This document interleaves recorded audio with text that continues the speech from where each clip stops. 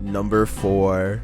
There's a YouTuber named Anonymous Web who's developed a scary habit, the need to buy scary things off of the deep web.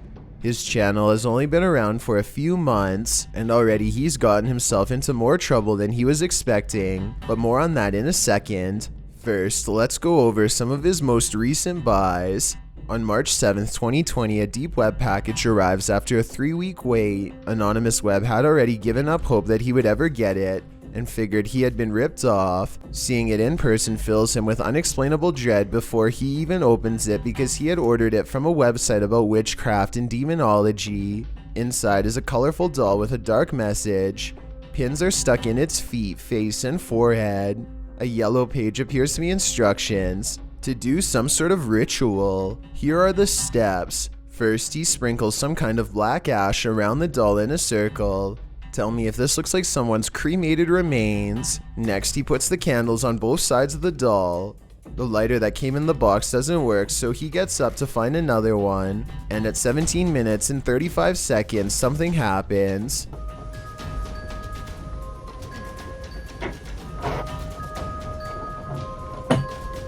The doll appears to move ever so slightly.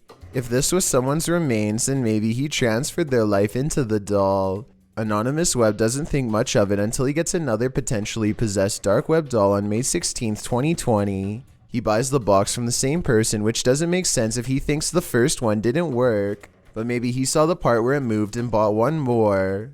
The doll has a male symbol on its forehead, to the right of which is a triangle, perhaps an all-seeing pyramid eye, with black spikes pushed through. Holes are drilled in the mouth to form a wicked smile. A burnt letter is soaked in something. It reads, "In night I seek, in dark I breathe, and if you say its name twice, the curse is said to end your life." Its name is Ken Ken. You're only supposed to say it twice, but Anonymous Web says it 3 times just to be sure. Ken, Ken, Ken, Ken, Ken, Ken. A big mistake he later regrets.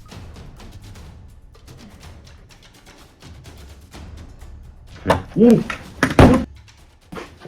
It looks like he uses one of the candles to set the doll's dress aflame.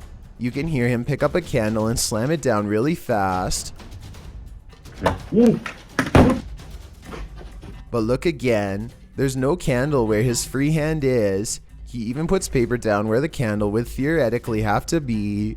There are only 2 candles within reach, these 2, and he clearly doesn't touch either of them when the doll goes up in flames.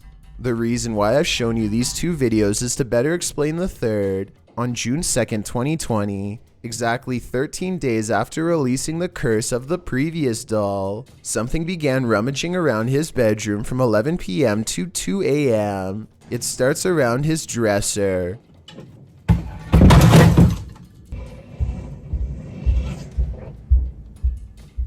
Then it moves to the far wall.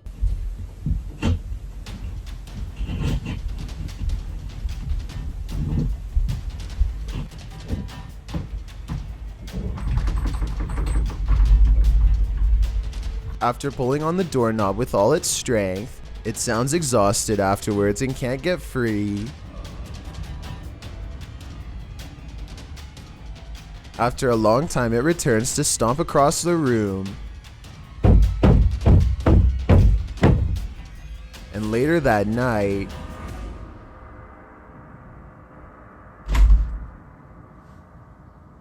it gets out. So this would be terrifying if it was real, but I'm not sure if it's fake. I think he could have been standing behind the dresser and pushed the flowers over himself. Likewise, he could have reached around and opened the drawers himself.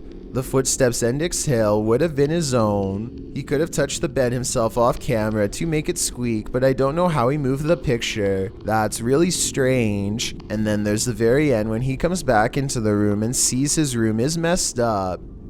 Yeah, f*** you.